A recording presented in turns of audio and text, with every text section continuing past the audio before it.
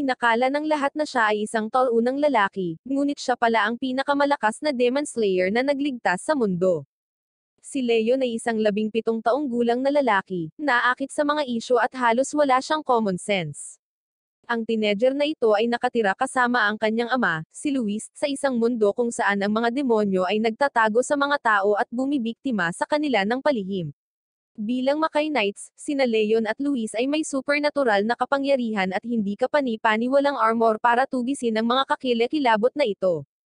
Sa pagsasalita tungkol kay Luis, siya ay isang malakas na Demon Slayer na pumapaslang ng kalaban pero may attitude problem, ngunit magkasama, ang dysfunctional na mag-ama na ito ay ang huling linya ng depensa ng sangkatauhan laban sa isang mundong may mga demonyo. Lumalabas na sina Leon at Luis ay nakatira sa mga hangganan ng Valiant Kingdom, kung saan ang walang utak na si Haring Fernando, sa payo ng kanyang advisor na si Mendoza, ay nagsimula ng isang malupit na witch hunt upang sirain ang mga gumagamit ng mahika. Ngunit hindi alam ng mga tao na ang mga magic user na ito ay ang mga Mackay Knights at Alchemist, ang mga lihim na bayani na nagpo-protekta sa mga tao mula sa mga demonyo.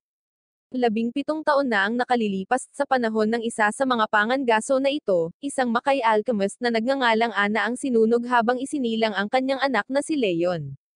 Doon ay iniligtas siya ng kanyang ama na si Luis, at ngayon ay pinalaki niya ito upang maging susunod na Golden Knight na nagngangalang Garo. Pagkaraan ng 17 taon, nakatanggap si Mendoza ng ulat na ang mag-ama ay nagdudulot ng kaguluhan sa mga hangganan ng kaharian.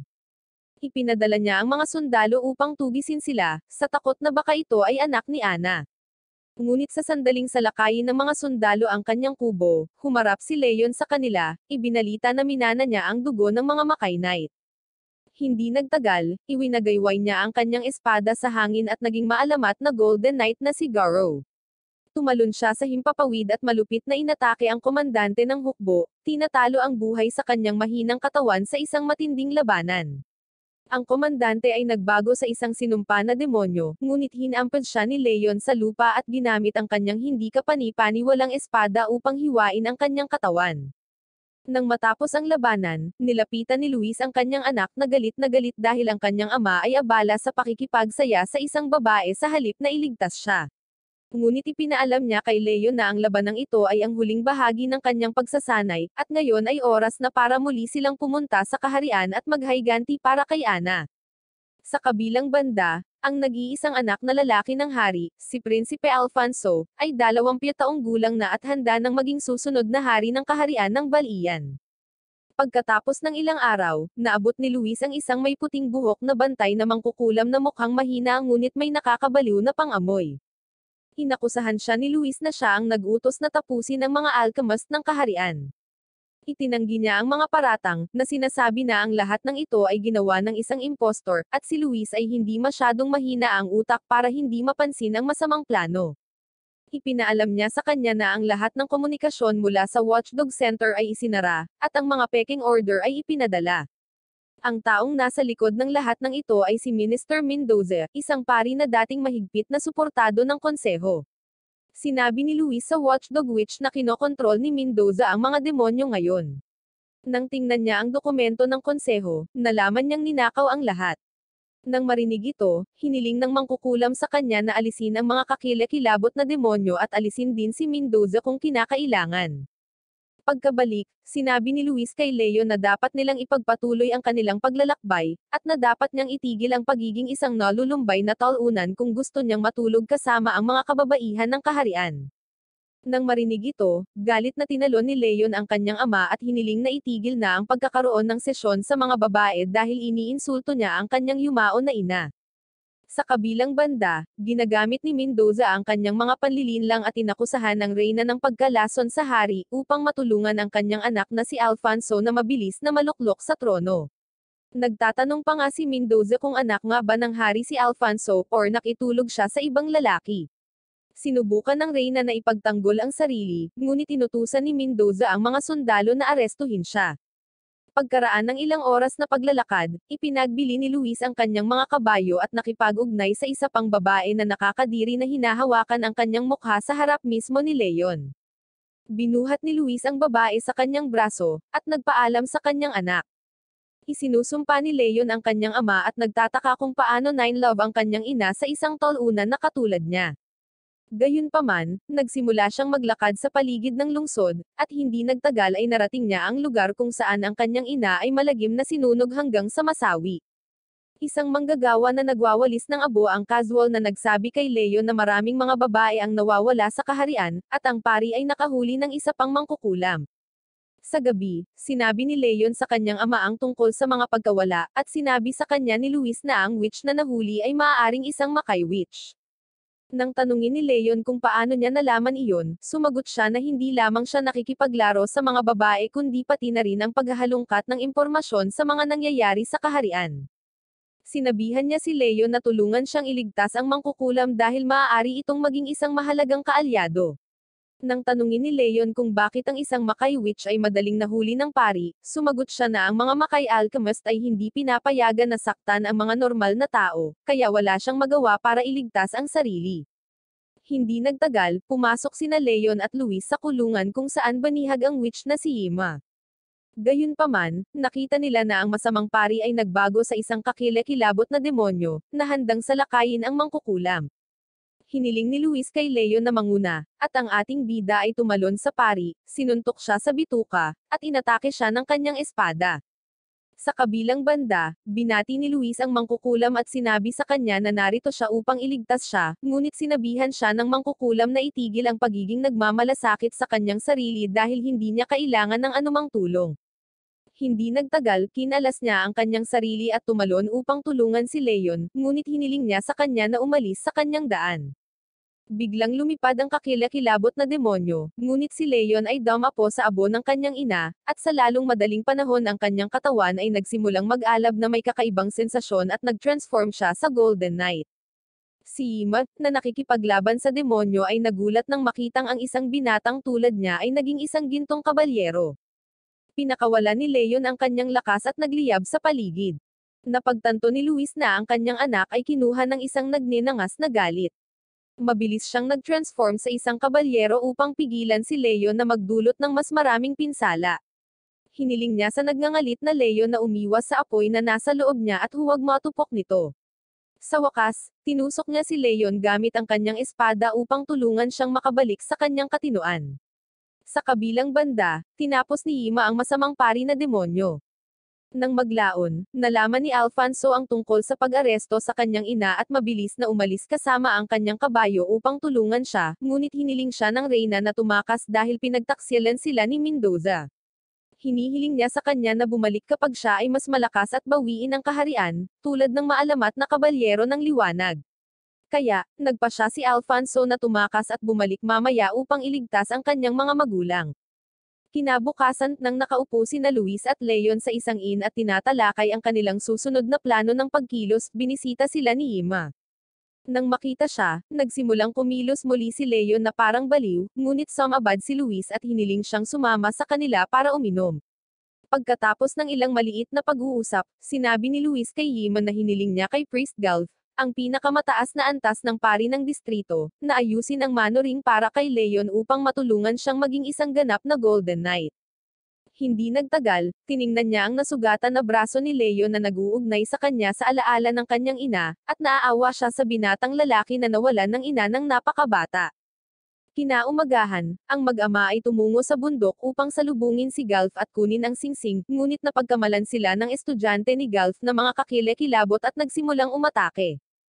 Hindi nagtagal ay napagtanto niyang sila ang mga espesyal na panauhin ni Galf, at nakatanggap ng malupit na pagsaway mula sa pari dahil sa kanyang kawalang isip. Nang makita ang binatang si Leon, nag-flashback si Galf 16 na taon na ang nakararaan, nang lumapit sa kanya si Luis kasama ang isang sanggol na humihiling sa kanya na ayusin ang mahiwagang singsing ng kanyang asawa. Nang marinig ang balita ng pagkasawi ni Ana, ang estudyante ni Galf na si Marco ay umiyak na parang bata. Hiniling ni Luis kay Galf na ayusin ang singsing para sa kanya, para mamana ni Leon ang garo kapag siya ay tumanda na. Pagkatapos ng karaniwang pagbati, tiniyak ni Galf kay Leon na huwag masyadong mag-alala tungkol sa apoy ng Zerubbabel dahil isang araw ay gagabayan siya ng mga apoy na ito sa tamang landas. Sinabi niya kay Leon na ang kanyang mga mata ay kahawig ng mga mata ng kanyang lolo, na dating garo at nakipaglaban sa maraming laban kasama si Galf. Gayunpaman, nang pumasok si Galt sa loob ng kuweba upang isagawa ang mga ritual at dalhin ang singsing sa Aleman, ang kanyang estudyanteng si Marco ay naging isang kabalyero at pinaslang si Galf. Ninakaw niya ang singsing at nakatakas mula sa kuweba, ngunit hinarang siya ni Yima sa kanyang daan. Pinaghihinalaang tumingin sa kanya si Yima at hiniling na ibalik sa kanya ang singsing. Ngunit kapag hindi siya pinakinggan ni Marco, binitag niya siya ng kanyang mga pilak na sinulid. Inagaw niya sa kanya ang singsing, ngunit biglang may sumabog na bumagsak sa kagubatan, at tumakbo sina Leon at Luis papunta kay Marco. Nagsinungaling siya sa kanila, na sinasabing ninakaw ng isang makaiwitch ang singsing at pinaslang si Galf. Nang marinig ito, tumakbo si Leon sa direksyong iyon, at hindi nagtagal ay pareho silang nakipag-away. Hiniling ni Leon sa kanya na ibalik ang Zerubbabel, ngunit kahit na si Yima ay nagsabi sa kanya na si Marco ay naging isang demonyo at mayroon pa ring Zerubbabel. Sa kabilang banda, dinala ni Marco si Luis sa kuweba kung saan nakahiga pa rin sa sahig ang nasawi na si Galf. Pagkatapos ay sinabi ni Marco kay Luis na hahanapin niya ang singsing, ngunit pinigilan siya ni Luis at hiniling na ipakita ang kanyang espada. Sinabi sa kanya ni Luis na nakita na niya ang mga kakayahan ni Yima, at walang paraan na mapapaslang niya si Galf ng ganito. Nang marinig ito, muling naging wild si Marco at ipinahayag na tatapusin niya ang lahat gamit ang kanyang Zerubbabel ring. Sinusuot niya ang singsing, ngunit walang nangyari. Kaya, ipinaalam sa kanya ni Luis na isang gintong kabalyero lamang ang maaaring bumuo ng isang kontrata sa Zerubbabel, at ito ay walang kahulugan para sa lahat. Muling naging demonyo si Marco at inatake ang mag-amang duo, at mabilis nilang binago ang kanilang mga sarili bilang mga kabalyero para makipaglaban sa kanya. Hindi nagtagal, inatake ng demonyo ang dalawa, dahilan para tumalon si Leon sa hangin para iwasan ang pag-atake. Nanguna si Luis at sinipa ang bituka ng demonyo, ngunit patuloy ang isang malupit na away sa pagitan ng tatlo. Gayunpaman, biglang sumulpat si Yima at inatake ang demonyo gamit ang kanyang baril. Sa kalagitnaan ng laban, nadala si Leon sa ibang kaharian kung saan tinanong ng Zerubbabel kung handa na ba siyang bumuo ng kontrata sa kanya, at sumang-ayon si Leon. Ngunit ang Zerubbabel ay nagmumungkahi ng isang kondisyon kung saan kailangang ayolay ni Leon ang kanyang buhay, tuwing bagong buwan bilang kapalit ng kanyang mga serbisyo. Di nagtagal, ang Zerubbabel ay naka-embed sa armor ni Leon, at isang kakaibang enerhiya ang dumaloy sa kanya. Inatake niya ang katawan ng demonyo gamit ang kanyang espada, at ang demonyo ay sumabog sa manipis na hangin. Pagkatapos ng lahat, sinabi ni Yima sa dalawa na sinusundan niya sila noon pa man, at pagkatapos ay nagpaalam siya sa kanila, at sinabing makikipagkita siya sa kanila sa Santa Bard. Sa kabilang banda, hinahabol ng mga sundalo si Prinsipe Alfonso, ngunit walang kahirap-hirap na nakatakas ang hari sa kanilang pag-atake. Napagtanto niya na marami sa mga sundalo ang naging tauhan ni Mendoza, at sinusubukan nilang sakupin ang kaharian. Biglang hinawakan ng demonyo si Alfonso at sinakal, ngunit isang makapangyarihang kabalyero ang nagligtas sa kanya. Kinilala siya ni Alfonso bilang ang maalamat na kabalyero ng Valiantay, ang kabalyero ng liwanag, at hiniling ng kabalyero kay Alfonso na sundan siya. Sa kabilang banda, pumasok sina Luis at Leon sa kakaibang nayon kung saan pinagdududahan sila ng mga tao. Hindi nagtagal, nilapitan sila ng bokal na matanda at ipinakilala ang kanyang sarili bilang pinuno ng nayon, nagtatanong kung anong negosyo nila sa baryong ito. Sumagot si Luis na nasa kalagitnaan sila ng isang paglalakbay sa banal na lupain, at sinisiyasat nila ang mga kakaibang pangyayari. Nakarinig sila ng mga alingaungaw ng mga taong nawawala sa nayong ito, kabilang ang isang opisyal ng simbahan at isang monghe. Hiniling ng punong nayon na umatras sila dahil mga tagalabas na tulad nila ang nagdadala ng kasawian sa kanilang mapayapang nayon. Sa labas ng nayon, nakita nila ang isang grupo ng mga bata na pinagtutulungan ang isang batang lalaki. Sinabi sa kanya ng mga bata na ang kanilang nayon ay isinumpa dahil ang nanay ng batang lalaki ay isang mangkukulam, at sinumpa niya ang mga tao hanggang sa masawi. Ang batang lalaki ay pinangalan ng Aldos, at hiniling ni Luis na ituro sa kanila ang daan patungo sa kanyang tahanan. Hindi nagtagal, pumasok sila sa isang kubo kung saan sinalubong sila ng isang magandang babae na nagngangalang Ariela. Sinabi sa kanila ni Ariela, ang babae, na ang kanyang asawa ay nasawi kamakailan, at mula noon, si Aldos ay nagkulong at laging kasama ang manika na iyon na natagpuan niya sa kakahuyan. Nang sabihin sa kanya ni Luis na nasa bayang ito siya para mag-imbestiga, tiniyak niya sa kanya na hindi siya nananakit ng mga tao. Hiniling ni Ariela na manatili sila ng gabi sa kanyang lugar, at masayang sumang-ayon si Luis, ngunit pakiramdam ni Leon ay may nakatingin sa kanila. Sa hapagkainan, sinabi ni Ariela sa kanila na maraming nawawala sa nayon pagkatapos ng pagkasawi ng kanyang asawa. Inaakusahan siya ng mga tao dahil kailangan nila ng scapegoat para sisihin ang lahat. Biglang bumukas ang pinto, at may ilang taga-nayon na pumasok sa kubo na may mga palakol at patpat na galit na hinihiling sa kanya na ibalik ang kanilang mga anak sa kanila. Inakusahan ng pinuno ng nayon si Luis na nasa panig ng mangkukulam, at tinutulungan siya sa mga pandurukot. Sumagot si Ariela na wala siyang alam tungkol sa mga pagkawala at walang kinalaman si Luis. Nang subukan ni Luis na kunin si Ariela, hiniling ng punong nayon na huwag makialam dahil sila ay mga tagalabas.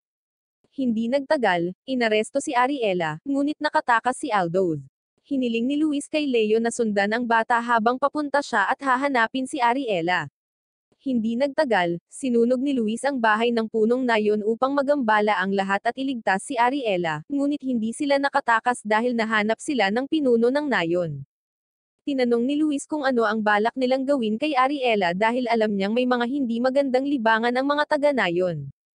Hiniling ng punong nayon kay Luis na ibalik si Ariela sa kanya dahil ang lahat ng hinala laban sa kanya ay malinis.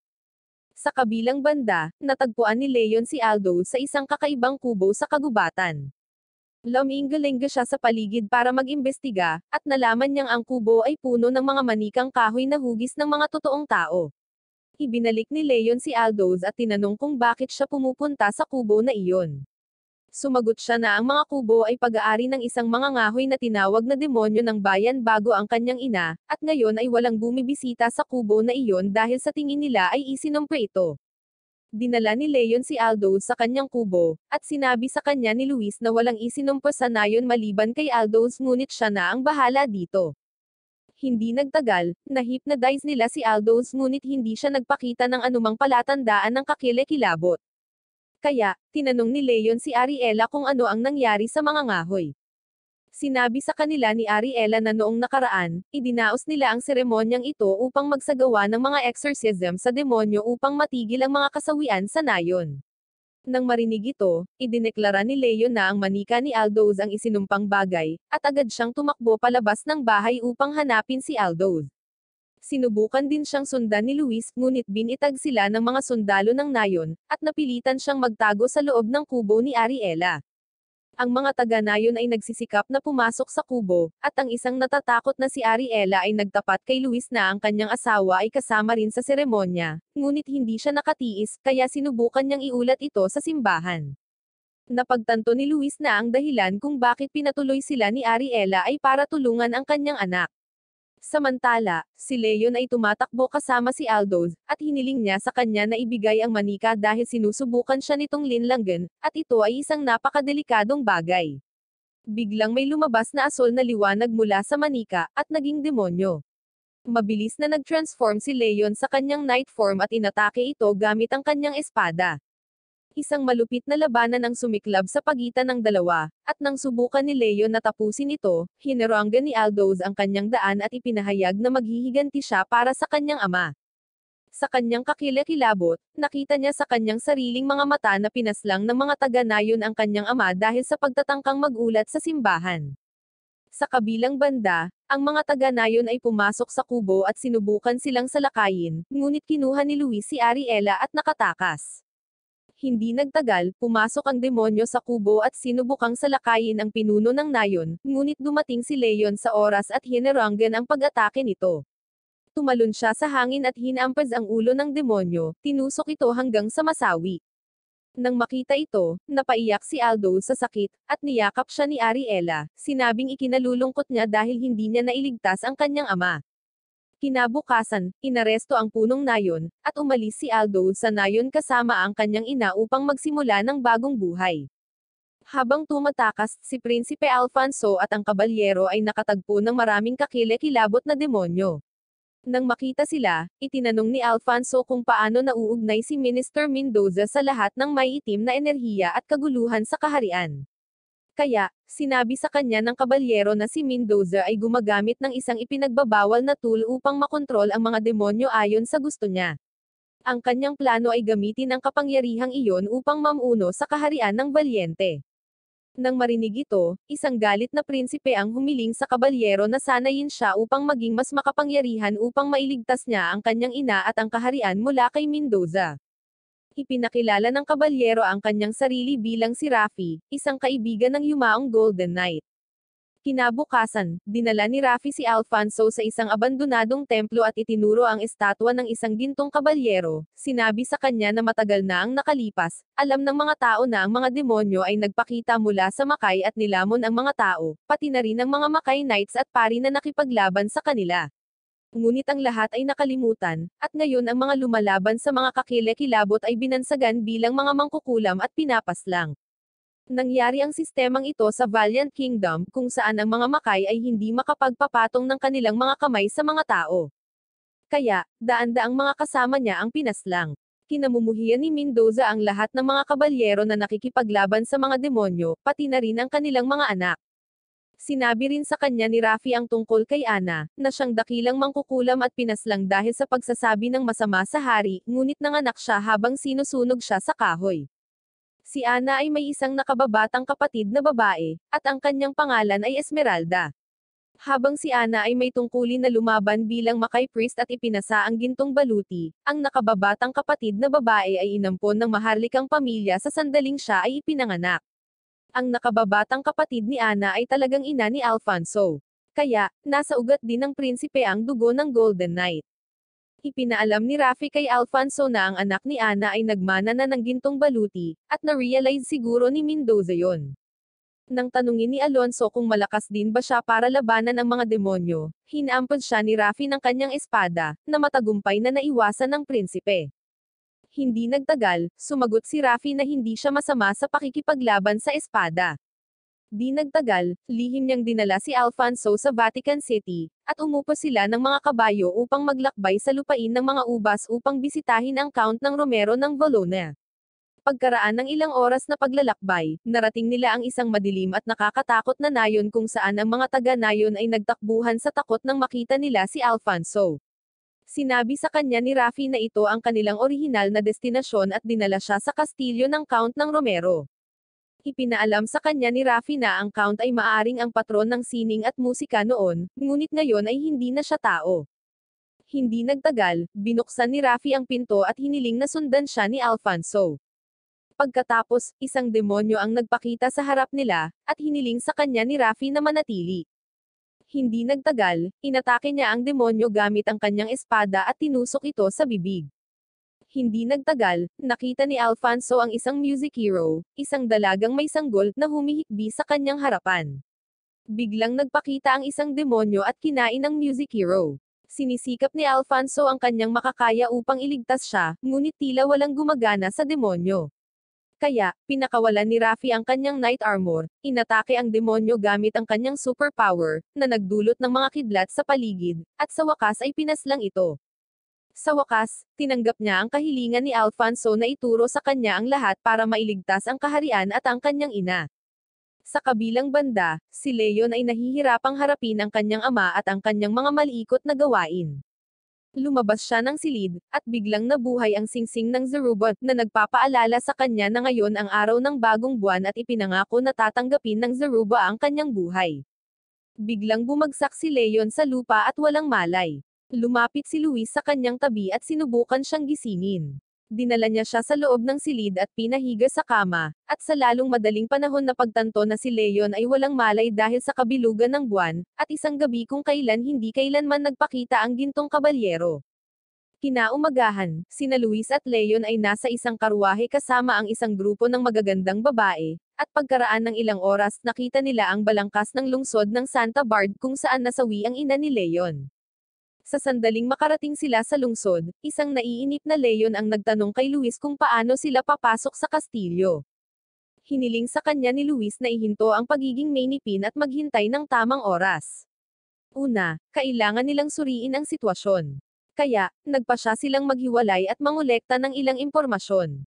Pumunta muna si Luis sa tindahan ng panday kung saan nakita niya ang isang maliit na lalaki na nagpapakinis ng espada. Sinabi sa kanya ni Luis na gusto niyang humingi ng impormasyon tungkol sa kastilyo at sa paligid. Nang marinig ito, lumabas ang amo ng bata sa tindahan at nagtanong kung gusto din ni Luis na maging sundalo, na ipinaalam sa kanya na, sa kasamaang palad, ang mga pagsusulit para sa pagiging kabalyero ay natapos na kanina. Ngunit kinaladkad niya si Luis kasama niya sa isang bar. Sa kabilang banda, pumunta si Leon sa palengke ng lungsod kung saan sinubukan siyang akitin at pagsamantalahan ng isang chubby na babae. Sa kabutihang palad, nagpakita si Yima ng wala saan at iniligtas siya. Kinaladkad niya ito kasama niya at mapanuksong itinanong kung plano ni Leon na matulog kasama ang babae. Sinisigawan siya ni Leon, sinabing hindi siya walang modo gaya ng tatay niya. Kaya, pinisil ni Yima ang kanyang ilong at humiling sa kanya upang kontrolin ang kanyang init ng ulo, kung hindi, mawawalan siya ng mga mahalagang bagay sa paligid niya. Samantala, si Luis ay nasa bar kasama ang panday kung saan nalaman niya mula sa bartender na ang panday ay hindi basta-bastang tao ngunit dati nang nagsisilbi sa konseho ng munisipyo. Nang tanungin ni Luis ang panday tungkol sa pagiging kabalyero, ipinaalam niya sa kanya na noong nakaraan, ang pinuno ng hukbo ay nasawi sa isang aksidente. Pagkatapos nito, dumating ang isang bagong kabalyero upang pumalit sa kanya, at mayroon siyang kahangahangang itim na baluti. Tinawag siya ng mga tao na Black Knight. Nilikha ng lalaki ang knighthood sa loob ng kastilyo, at sila ay isang grupo ng mga tao na nakasuot ng itim na baluti, na tinatawag na Knighthood of Black. Upang palakasin ang bagong sistema, nagsimula silang mag-recruit ng mga bagong sundalo na hiwalay sa ibang mga sundalo. Nang tanungin niya ang panday kung ang mga sundalong ito ay naglalaban hanggang masawi, tumanggo siya bilang pagsang-ayon. Sumagot siya na ang kanyang anak na nagngangalang Seryo, ay nasa rehimyento, ngunit bago niya maipaliwanag, ang kanyang ulo ay nagsimulang sumakit. Kaya, hiniling niya kay Luis na makipagkita sa kanya bukas para sa karagdagang impormasyon. Kinabukasan, nadatnan ni Leo ng isang mahirap na batang lalaki na pinahirapan ng tindero dahil nagnanakaw siya ng pagkain. Sinubukan siyang iligtas ng estudyante ng panday na si Julian ngunit walang magawa. Kaya humakbang si Leon, binayaran ng ninakaw ng bata upang iligtas siya. Nagpasalamat si Julian kay Leon at sinabi sa kanya na noong unang panahon, siya ay eksaktong katulad ng batang pulubi, ngunit pinapasok siya ng kanyang amo at tinuruan siya ng mga kasanayan ng isang panday. Ang panday ay naging ama sa kanya, at nagsimula siyang manirahan kasama niya mula noon. Iyon ang unang pagkakataong nakilala ni Julian si Seryo, at pareho silang nagsimulang mamuhay na parang tunay na magkapatid at ginawa siyang bahagi ni Seryo ng kanilang pamilya. Hindi nagtagal, nakarating sila sa tindahan ng panday kung saan naghihintay na si Luis sa panday. Pinapasok sila ni Julian sa loob, at sabay-sabay silang lahat na kumain ng masaganang pagkain. Nang marinig ang buong kwento mula kay Julian, sinabi ng panday kay Luis na mayroon siyang mabuting anak at napabuntong hininga si Luis. Sinasabi niyang hindi siya lumalaki sa paraang gusto niya dahil naging matalas siya at medyo matalino. Biglang nakaramdam muli ng pananakit ng ulo ang panday, ngunit tiniyak niya sa kanila na ayos lang siya. Ngunit nang si Luis at Leon ay patuloy na nagtatalo sa isa't isa, hinampes ng panday ang mesa at hiniling na umalis sila. Gayunpaman, huminahon siya at humingi ng paumanhin sa kanila, sinabi na hindi maganda ang kanyang pakiramdam ngayon.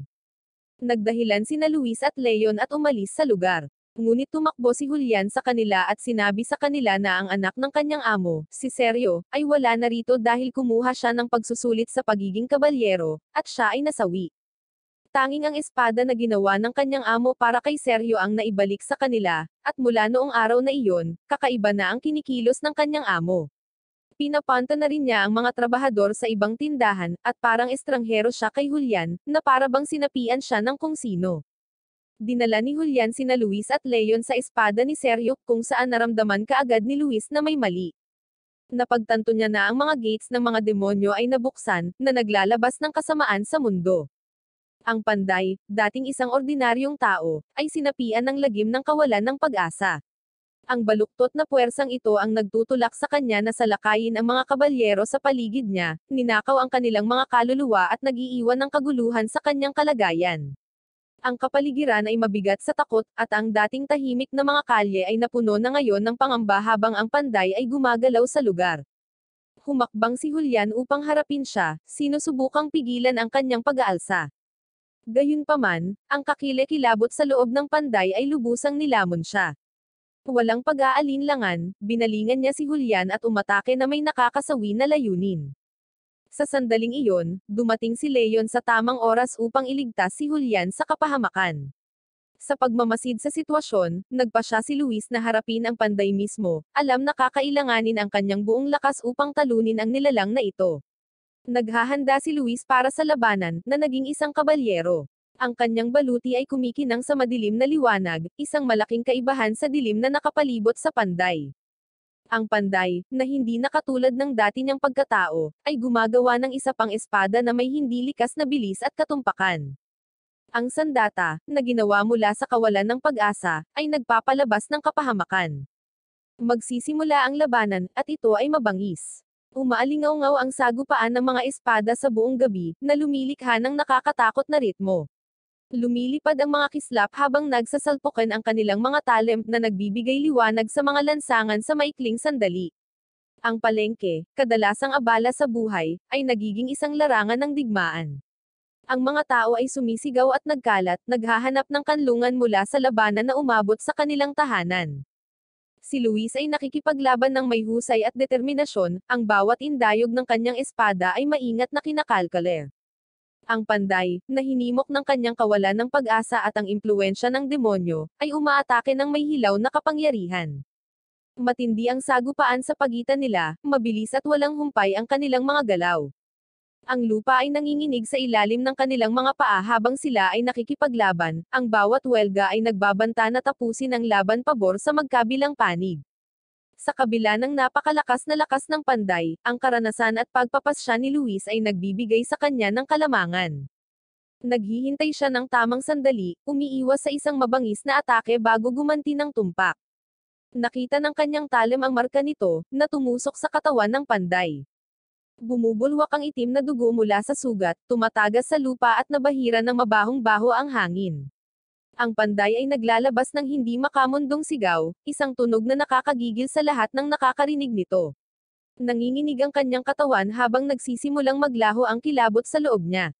Sa isang huling panginginig, bumagsak siya sa lupa, walang buhay. Tumahimik ang lungsod, ang kaguluhan ay hamupan ng mabilis sa simula. Si Julian ay umiiyak na parang sanggol pagkatapos ng kasawian ng panday, at sinubukan ni Leon na i-comfort siya sa pagsasabing ang mga tao ay mga marupok na nilalang na ang malakas na emosyon ay gumuguho sa kaunting bita. Kaya, dapat niyang tingnan ang kanyang sarili at ang kanyang kinabukasan. Hindi nagtagal, kinuha ni Julian ang tindahan ng kanyang amo, iniisip kung magagawa ba niyang maging isang iginagalang na tao tulad ng amo niya. Sa gabi, nakipagkita si Luis kay Yima at nalaman mula sa kanya na upang maging isang Black Knight, kailangang pumasa sa isang pagsubok sa isang kakaibang silid. Minsan, narinig ng isang babaeng katulong ang malakas na sigaw ng isang taong nagmamakaawa na iligtas siya na nagmumula sa silid. Manalo man or matalo, ang mga kabalyero ay nagiging demonyo sa utos ni Mendoza. Sa huli, naiinip na tinanong ni Leon si Luis kung kailan nila susugurin ang kastilyo. Sinabihan siya ni Luis na maghintay hanggang ang mga babae ay magdala ng impormasyon para sa kanila. Papasok lang sila sa kastilyo kapag nalaman nila ang nangyayari sa loob ng 4 na pader nito. Pinaalis ni Leon ang kanyang ama sa silid at natulog. Sa kalagitnaan ng gabi, dumating ang isang chubby na babae kasama ang isang grupo ng mga kabalyero, na hiniling sa tagapangasiwa ng bahay panuluyan na buksan ang silid ng kanyang panauhin dahil sigurado siyang si Prinsipe Alfonso iyon na nakabalat kayo. Hindi nagtagal, pumasok ang mga kabalyero sa loob ng silid ni Leon, at sa sandaling sinubukan nilang salakayin siya, sinipa niya ang ilan sa kanila at nakatakas. Nakipaglaban siya sa ilang mga kabalyero sa kanyang daan, ngunit biglang naging demonyo ang mga kabalyero, at hindi nagtagal ay napagtanto niya kung ano ang nangyayari sa loob ng kastilyo. Biglang, isang samurai, na nakatingin sa lahat mula sa itaas, ay tumalon pababa mula sa tore at sumugod kay Leon. Hinaranggan niya ang kanyang pag-atake, sinipa si Leon sa bituka, at pinalipad siya sa dingding. Hindi nagtagal, nag-transform siya sa isang kabalyero na may nakakatakot na aura. Nang makita ito, isinuot din ni Leon ang kanyang baluti ng kabalyero at nagsimulang tumakbo sa mga bubong upang sundin siya ng kabalyero. Hindi nagtagal, bumagsak sila sa lupa, at si Leon ay naging masyadong mahina laban sa Black Knight. Siya ay nagpatuloy upang tapusin si Leon, ngunit iniligtas siya ni Yima. Gayunpaman, inatake niya si Leon gamit ang kanyang kapangyarihan at pinaalis siya sa abot ni Yima. Kinabukasan, nagising si Leon sa isang apothecary at napagtanto niyang nawala ang ilan sa kanyang mga alaala. Sinabi sa kanya ng doktor na ito ay dahil sa pinsala, at maaalala niya ang lahat sa lalong madaling panahon. Binigyan niya si Leo ng potion, at sinabi sa kanya ng kanyang apo na inatake siya ng isang werewolf. Sinabi sa kanya ng matandang doktor na mayroong mga taong lobo sa bayang ito, at sila ay mukhang ordinaryong tao, ngunit ipinapakita nila ang kanilang tunay na kulay bilang mga lobo sa panahon ng kabilugan ng buwan at kumakain ng mga tao. Ngunit ito ay isang alamat lamang. Kaya, malamang nahulog lang si Leon sa tulay at nasaktan. Hindi nagtagal, narinig niya ang tunog ng plota, at ang mga bata ay tumakbo patungo sa kanya. Hiniling ng matanda kay Leo na samahan ang kanyang apo na si Ira sa simbahan. Sa kanilang paglalakbay, sinabi sa kanya ni Ira na pupunta sila sa simbahan ng almshouse, at sinabi ni Ira sa madre na nakabalik na ang kanyang kapatid na si Peter. Inaakala pala ni Ira na si Leon ang kanyang kuya na nagngangalang Peter. Nang marinig ito, nataranta ang madre, iniisip kung paano nakabalik si Peter.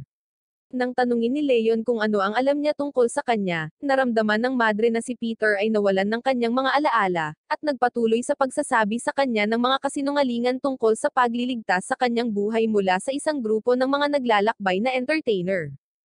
Parang hindi kayang ibalot ng ulo ni Leon ang lahat ng ito at pakiramdam niya ay may mali. Kaya, pumunta siya ulit sa apothecary para mag-imbestiga. Napagtanto niyang makay-priest ang matanda at pinagbantaan niya itong sabihin kung ano ang inihalo niya sa kanyang gamot. Bago sumagot ang matanda na binigyan siya ng potion ng mga panaginip para burahin ang kanyang mga alaala at ihipnotismo siya sa panaginip, tinanong ni Leon kung bakit niya ginawa iyon. Sumagot siya na ang lahat ay para sa batang babae na si Ira, na anak ng kanyang tanging pinakamalapit na kaibigang pari. Ngunit pagkatapos niyang ipanganak, parehong nasawi ang kanyang ama, at ang kanyang ina ay muling nag-asawa ng isang barbero. Ang barbero ay may isang anak na lalaki na nagngangalang Peter, at si Ira ay naging malapit sa kanya. Ngunit 5 taon na ang nakalilipas, ang barbero at ang kanyang asawa ay napaslang dahil sa kumalat na tsismis na pareho silang werewolf. Kaya't, itinago ni Peter si Ira sa likod ng isang bubong at tumakbo palabas ng bahay, at mula noon, siya ay nawawala. May mga sabi-sabi na kinuha siya ng isang grupo ng mga naglalakbay na entertainer, or maaaring ipinagbili siya sa isang bangkang alipin. Isang galit na Leon ang nagtanong sa matanda kung bakit niya ito balak ipagpalit sa kapatid ni Ira.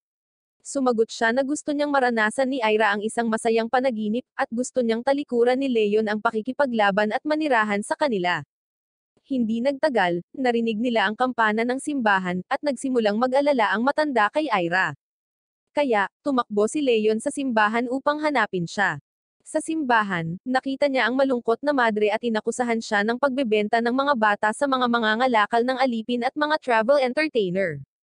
Tinanong niya siya tungkol kay Ira at sa lalong madaling panahon ay tumakbo sa tulay kung saan dinadala ng Pied Piper si Ira at ilang mga bata kasama niya. Iniligtas niya ang isang bata mula sa halimaw na iyon at sinabi sa Pied Piper, na naging isang demonyo, na dapat siyang tumigil sa paghihiganti. Ang Pied Piper pala ang demonyo ni Peter. Nang ibenta siya sa mga naglalakbay na entertainer, araw-araw siyang pinapahirapan ng mga tao doon. Kaya, isang araw, pinaslang niya ang isa sa mga lalaki at hindi nagtagal ay naging isang demonyo. Gayunpaman, sa kabila ng kanyang paghikbi, pinili ni Leon na huwag magpakita ng anumang awa sa kanya.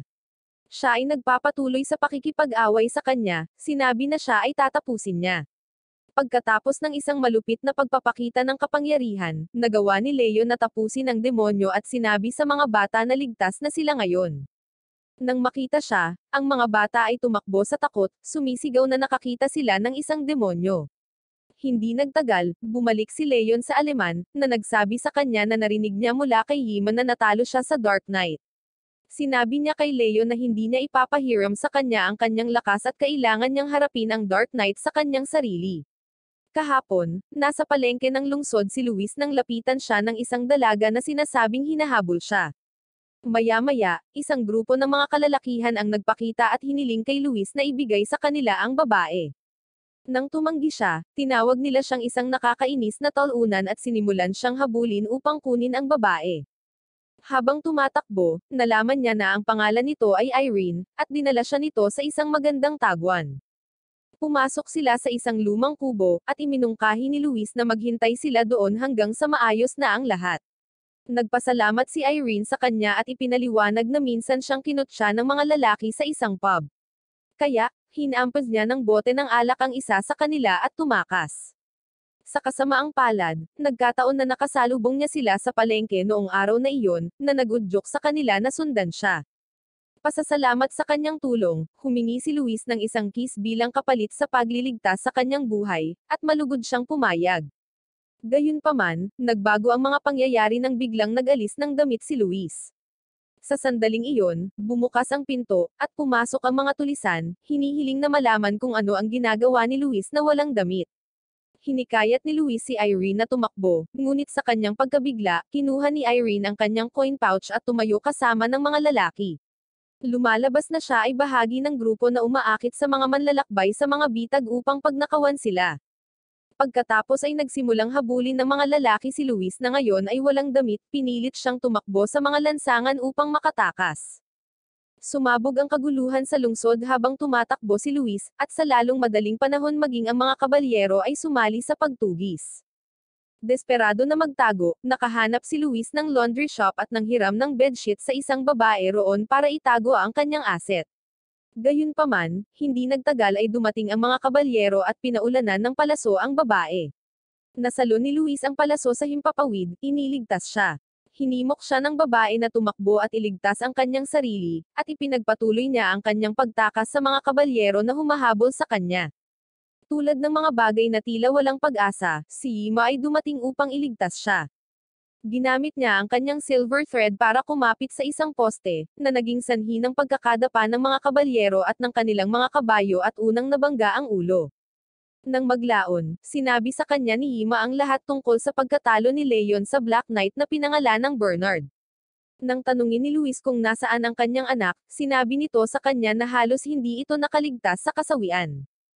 Kaya, tumugon si Luis na ang insidenteng ito ay magpapaalala kay Leon na hindi pa rin siya sapat na malakas upang harapin ang kanyang mga kaaway, at maiintindihan niya kung ano ang nawawala sa kanya. Pagkatapos, pinuntahan muli ni Luis ang maputing witch watchdog at tinanong siya kung bakit hindi niya sinabi sa kanya ang tungkol kay Bernard. Sumagot siya na lalabas din naman siya basta hinahabol niya si Mendoza, at tinikom niya ang bibig para pigilan ang pag-aalinlangan ng puso ni Luis. Si Bernard ay tumalikod na sa kanila, at siya ay isang kilalang Black Knight ngayon. Lumalabas na sina Ana, Luis, at Bernard ay mga magkakaibigan noong bata pa na nagsasanay at nagsasaya ng magkasama. Minsan niyang sinabi kay Luis na minsan ay parang gusto niyang lumaban sa mga tungkulin ng Mackay Knight. Pagkatapos, isang araw, habang tumatakas sa mga sundalong humahabol sa kanila sa panahon ng witch hunt, nasaktan ni Ana ang sarili, at hiniling ni Bernard kay Luis na kunin ang kanyang kabayo at tumakas kasama si Ana habang nakikitungo siya sa mga sundalo. Nanatili siya roon upang labanan ang mga sundalo habang dinala ni Luis si Ana. Ngunit hindi makayanan na lumaban ni Bernard sa harap ng mga kabalyero, at hindi nagtagal ay nasugatan siya ng husto. Sumali siya sa Imperial Army upang maging Black Knight. Sa gabi, nang muling pumunta si Luis sa lumang kubo upang kunin ang kanyang mga damit, nakita niya si Irene na humihikbi at nagmamakaawa na iligtas siya mula kay Donado, na naging isang halimaw. Noong una, inaakala ni Luis na niloloko na naman siya nito, ngunit hindi nagtagal ay nakita niya ang isang demonyong si Donado at humiling kay Irene na ibalik ang kanyang mga damit. Biglang sinusugod siya ni Donado at inatake ang kanyang walang damit na katawan, ngunit nagawa ni Luis na iwasan ang kanyang mga pag-atake. Hindi nagtagal, nagsimula ang isang matindi na away sa pagitan ng dalawa, at sa wakas, tinapos siya ni Luis. Kapag nasawi na si Donado, binalaan ni Luis si Irene na kung patuloy itong gumagawa ng masama, magiging katulad din niya ito balang araw. Samantala, sinasanay ni Rafi si Prinsipe Alfonso, at alam niyang wala na siyang mahabang panahon dahil may malubha siyang sakit. Pumunta siya sa mangkukulam na watchdog si Mika, at hiniling sa kanya na ipahiram sa kanya ang isang malakas na demonyo upang sanayin ang kanyang estudyante. Kaya, binibigyan siya ng mangkukulam ng Chimera Orvan, na isang demonyo na nagpapakita paminsan-minsan sa isang lumang highway, at tinatawag itong Orvan ng mga tao. Maaari nitong lamunin ang buong nayon at bayan, at ang katawan nito ay natatakpan ng mga labi ng mga biktima nito. Sinubukan ng ilan na manghuli sa kanya, ngunit walang nakabalik. Kaya, maaaring medyo masyadong mahirap ito para sa prinsipe upang magsanay, ngunit tinanggap ni Rafi ang alok, sinabi na wala siyang gaanong oras. Maya-maya pa, pumunta si Leon kay Mika, sinabing nagsasanay siya ng mag-isa, kaya kailangan niya ng demonyo para pagsanayan. Kaya, binibigyan din siya ni Mika ng isa. Bumalik si Rafi kay Alfonso at ipinaalam sa kanya na pupunta sila sa isang misyon upang manghuli ng isang demonyo. Wala na silang masyadong oras dahil masama ang binabalak ni Mendoza at pupunuin niya ang lupain ng Valiant ng demonyo anumang oras. Kapag nagawa niya iyon, wala nang paraan para pigilan siya. Nang marinig ito, galit na tinanong siya ni Alfonso kung ano ang dapat niyang gawin.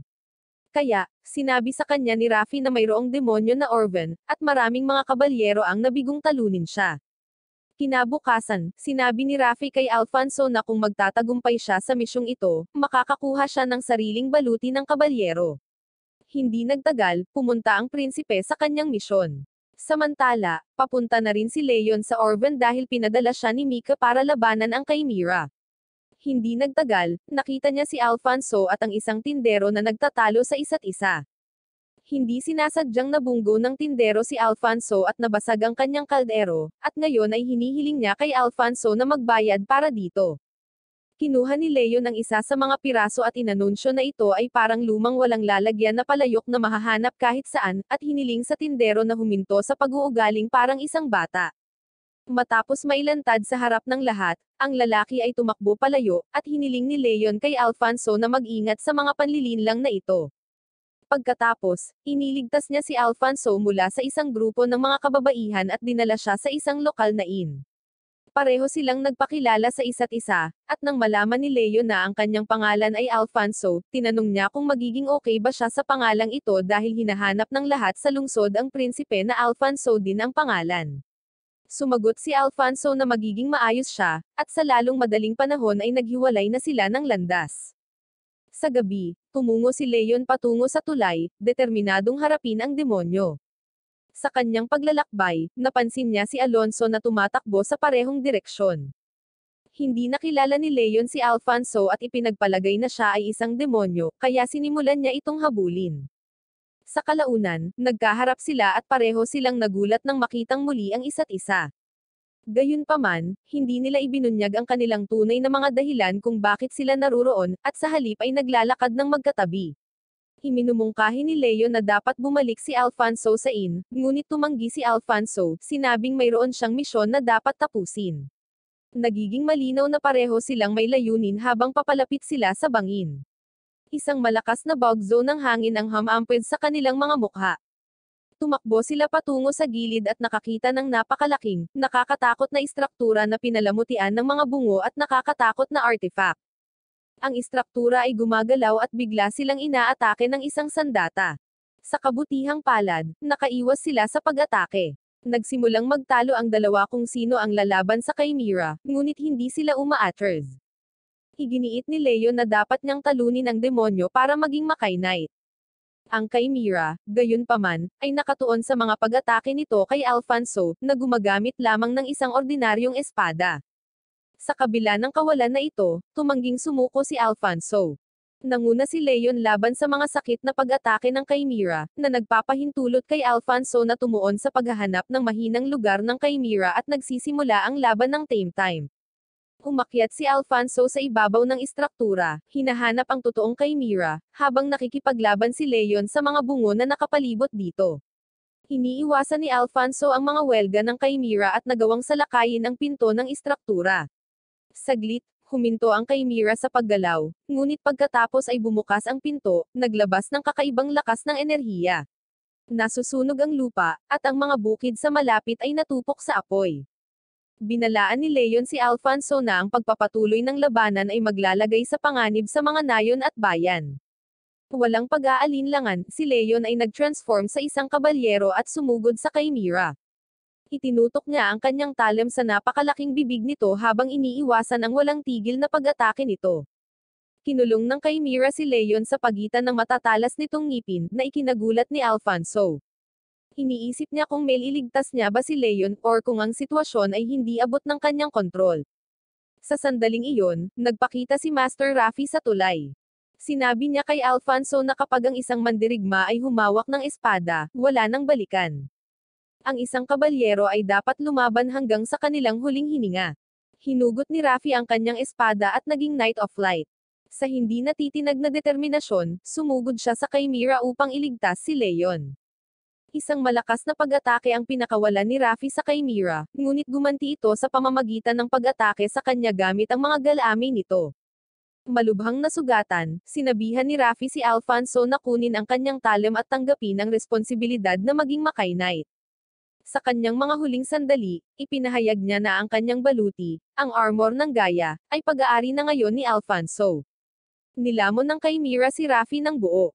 Nabalot ng takot at kalungkutan si Alfonso, ngunit napagtanto niyang hindi niya hahayaang maging walang kabuluhan ang sakripisyo ng kanyang master. Kinuha niya ang espada ni Rafi, at dumaloy sa kanya ang surge ng enerhiya. Sa bagong nahanap na tapang at determinasyon, siya ay naging isang kabalyero na nakasuot ng armor ng Gaia. Si Alfonso ay sumusugod sa Chimera ng may kabayanihan. Ang Chimera ay naglunsad ng isang pangwakas na desperadong pag-atake, ngunit ang lakas at bilis ni Alfonso ay nagpapatunay ng labis para dito. Sa isang tiyak na atake, hinampad niya ang Chimera na nabasag ang hindi kaaya-aya na anyo nito. Ang demonyo ay sa wakas ay natalo. Nang maglaon, umiyak si Alfonso para sa kanyang nasawi na master, at nanumpa sa kanyang talem na tutuparin niya ang nais ng kanyang master na protektahan ang kaharian at ang mga tao nito. Nakatingin sa kanya si Leon mula sa malayo. Nag-aalok si Leon na ilibing ang espada ni Master Rafi, ngunit tumugon si Alfonso na ipagpapatuloy niya ang alaala ng kanyang master at lalaban dito, tulad ng minana ni Leon ang baluti mula sa kanyang ina. Nagulat si Leon nang malaman na kilala siya ni Alfonso, kaya sinabi sa kanya ni Alfonso na alam ng lahat sa lupaing ito ang tungkol sa Knight of Light. Sumagot si Leon na hindi siya ganoon kagaling. Ang layunin niya ay alisin si Mendoza at ang mga demonyo. Kaya, sinabi sa kanya ni Alfonso na ang kanilang mga layunin ay pareho, at pareho silang nangangako na lalaban ng magkasama. Kinaumagahan, lumabas si Leon upang kumuha ng pagkain at nakasalubong niya si Ima sa kanyang daan, na halos nagligtas muli ng kanyang buhay mula sa kabalyero. Pagkatapos ay sinundan niya si Leon upang makilala si Alfonso, ipinakilala ang sarili sa kanya, at ipinahayag ang kanyang kasiyahang makilala ang prinsipe. Sinabi niya sa kanya na si Luis na iniisip lamang ang tungkol sa kanyang kasiyahan, ay teknikal na kanyang tiyuhin. Maya-maya, narinig nila ang mga sigaw ni Luis. May humahabol na naman sa kanyang lalaki, at sa pagkakataong ito, parang may ginawa siya sa asawa niya. Hindi nagtagal, humarap si Alfonso kay Luis at hiniling kay Leon na itigil ang pagpapahirap sa kanyang ama. Pagkatapos ay nagpakilala siya, at biglang, niyakap siya ni Luis at sinabing kamukha niya ang kanyang asawang si Ana. Pagkatapos, bigla siyang naging madrama at sumigaw sa takot na si Ana ay maaaring nagkaroon ng isang lihim na anak mula sa ibang lalaki. Lumabas siya ng kubo, sinabi na kailangan niya ng ilang oras na mag-isa. Humagalpak ng tawa si Ima, na sinasabing ito ang unang pagkakataon na nakita niya si Luis na nalilito, at hiniling ni Alfonso kay Leon na mabilis na alisin ang hindi pagkakaunawaan. Hiniling ni Ima na iwan si Luis mag-isa, at pumayag si Leon dahil gusto niyang matikman ng kanyang ama ang sarili niyang kagagawan. Sumagot si Ima na mahal ni Luis si Ana, at nagdulot iyon ng lahat ng hindi pagkakaunawaan. Nang maglaon, ipinaliwanag ni Alfonso ang mapa ng daan ng kastilyo ng St. Bard na itinayo sa tuktok ng bangin. Ang Eastern Cliff ay mayroon pa ring pasukan sa lumang templo, at ito ay isang maharlikang ruta ng pagtakas na iilan lamang ang nakakaalam. Hindi nila alam kung gaano karaming demonyo ang inihanda ni Mendoza, kaya hindi sila makakaatake ng walang impormasyon. Ipinaalam sa kanila ni Ima na ang Zero Circle ay isang ipinagbabawal na tool, na nagpapahintulot sa isa na kontrolin ang mga demonyo. Si Mendoza ay ipinatapon ng konseho dahil ninakaw niya ito. Si Mendoza pala ay pinarusahan ng head ng Makai dahil sa paggamit ng Zero Circle para pumaslang ng tao, at gamitin ang kanilang dugo para sa mga pagsusuri. Siya ay binansagan ng isang sumpa na nagpatalsik sa kanya mula sa konseho, ngunit kinuha siya ng hari dahil ang kanyang gamot ay nagpagaling sa marami sa kaharian. Hiniling niya kay Mendoza na manatili sa kanya ng ilang sandali, at malugod niyang tinanggap ang alok. Di nagtagal, sinimulan ng hari ang payo ni Mendoza sa mga digmaan at nagsimulang makamit ang malalaking tagumpay. Gumamit siya ng mga demonyo upang talunin ang kalaban, at ginantimpalaan siya ng hari ng isang magandang babae na nagngangalang Angelica, ang anak ng kanyang matalik na kaibigan, upang maging asawa ni Mendoza. Isang araw, nanganak ang kanyang asawa ng isang sanggol na lalaki, ngunit pinaslang siya ni Mendoza dahil, sabi nga ng sumpa, may bahid ng dugo ang kanyang kadugo at hindi sila magiging Makay Knights. Simula noon, naging kaaway ng mga kabalyero at mangkukulam si Mendoza at nagsimulang manghuli ng mga mangkukulam laban sa kanila. Nakuha niya si Octavia sa kanyang panig sa kondisyon na hindi siya nito hahawakan. Sa kasalukuyan, kapag nabalitaan niya ang tungkol kay Prinsipe Alfonso at ang kanyang kaluwalhatian, hiniling niya kay Bernard na durugan siya ng walang pagpipigil. Sa kabilang banda, sinipa ni Leon ang nalulumbay na sarili ni Luis at tinanong kung gaano katagal siya naghahanda na maupo tulad ng isang tolunan at magdalamhati para kay Ana. Tinawag siya ni Alfonso bilang tiyuhin, at sinabi sa kanya na dadalhin niya sila sa kastilyo ng St. Bard. Sinabi ni Luis kay Alfonso na napagpasyahan niyang kunin siya bilang kanyang anak dahil anak din siya ni Ana, at si Leon ay handa nang sipain muli ang kanyang sarili dahil sa pagiging tolunan. Hindi nagtagal, humagalpak ng tawa si Luis nang malaman niyang may kapatid na babae si Ana at anak niya si Alfonso. Kaya, ginagawa nitong tiyuhin si Luis ng susunod na hari.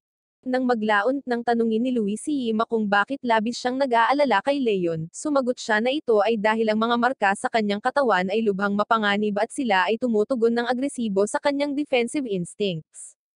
Sumagot si Luis na ang mga markang iyon ay pagmamahal ng kanyang ina, ang tanging iniwan ni Ana para kay Leon.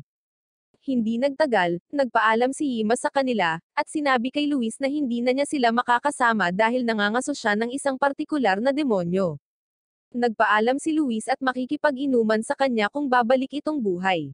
Pagkaraan ng ilang sandali, narating nila ang pasukan ng templo, at sinabi sa kanila ni Alfonso na ang kanyang ina ay dapat nakulong sa tore ng bilanggo. Makakapasok lamang sila dito pagkatapos tumawid sa isang makipot na tulay, ngunit ngayon ay hindi siya naparito upang iligtas ang kanyang ina kundi iligtas ang kanyang kaharian. Tapos, naglakad na siya papasok. Sina Leon at Luis ay sumunod sa kanya at umakyat sa tore. Napagtanto nila na kontrolado na ni Mendoza ang lahat. Hindi makapaniwala si Luis na nagtayo sila ng isang kastilyo sa ibabaw ng isang templo, at lahat ng bagay tungkol sa kastilyong ito ay sobrang nakakatakot. Hindi nagtagal, nakarating sila sa isang ritual na lugar kung saan dumadaloy ang dugo sa makipot na kanal, at kakaibang amoy ng dugo ang bomb-alot sa buong lugar. Bago sila makabalik, nagsimulang bumaba ang mga demonyo mula sa kisame ng silid, ngunit unti-unti silang nakatakas sa lugar at nakarating sa katedral kung saan nakilala nila ang dating kaibigan ni Luis na si Bernard. Hiniling ni Luis kina Leon at Alfonso na hayaan si Bernard sa kanya at ituloy ang kanilang misyon, at nag-aalinlangan silang sumang-ayon.